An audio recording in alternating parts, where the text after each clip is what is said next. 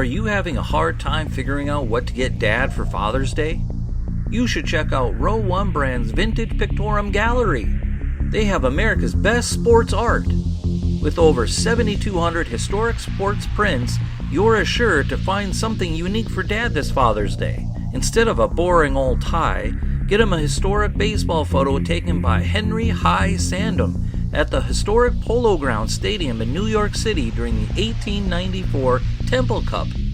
Or, if he's an NFL buff, check out the 1963 vintage NFL poster. These are so good looking that you'll be amazed how they turn out. Shop now at sportshistorynetwork.com/row1 and save 15% off your order. Now it's time to take a sports break, a look at sports history on a daily basis.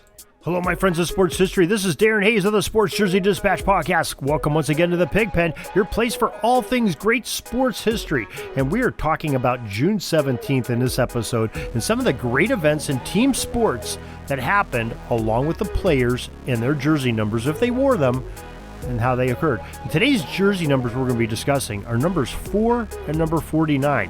Remember those. June 17, 1880, the Providence Grays MLB pitcher John M. Ward threw a perfect game, beating the Buffalo Bisons by the score of 5-0. Now, this was the second perfect game in National League in that year in the same 6-day span. The next time that two perfect games in the same season would occur was years later in 2010, when Roy Halladay and Dallas Braden each pitched perfection in the month of May that season. June 17, 1915, Chicago Cubs relief pitcher George Zip Zabel is brought out of the bullpen with 2 outs in the first inning. That is kind of odd in its own right, but the duration of how he played is the amazing part of the story.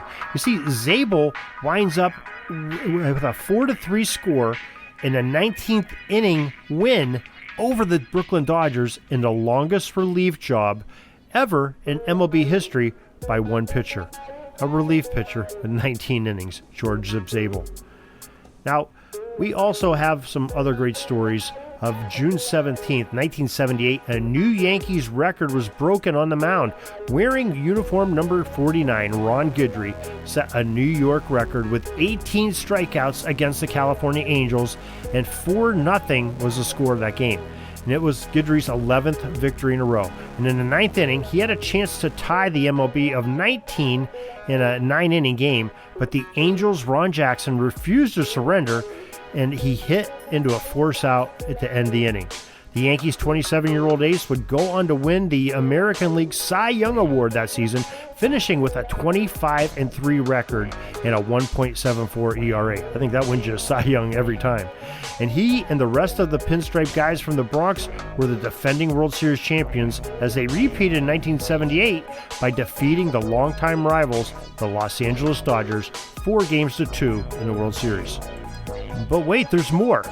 We have the June 17th, 1943 game where player-manager Joe Cronin, wearing number 4 for the Boston Red Sox, hits 3 pinch-hit home runs in just 4 at-bats, driving in 9 runs as the Sox outlasted the A's.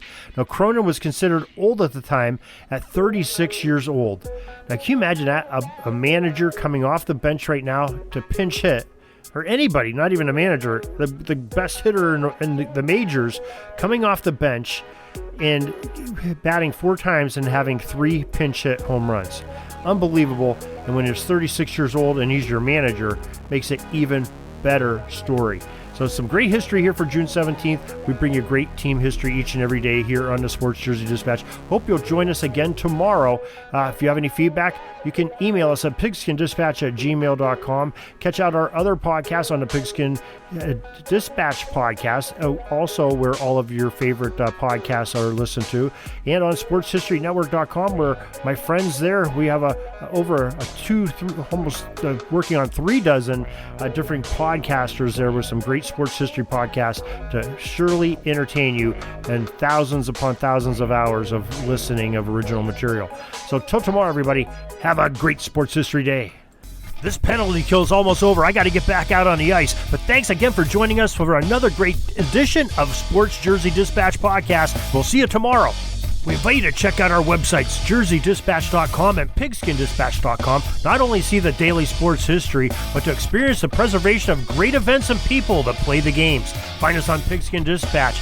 It's also on social media outlets of Facebook, Twitter, Instagram, and don't forget the Pigskin Dispatch YouTube channel. You get all your daily sports history. Pigskin Dispatch is happy to be associated with the Sports History Network, the sports headquarters of yesteryear, found at sportshistorynetwork.com. This podcast is part of the Sports History Network, your headquarters for the yesteryear of your favorite sport. You can learn more at sportshistorynetwork.com.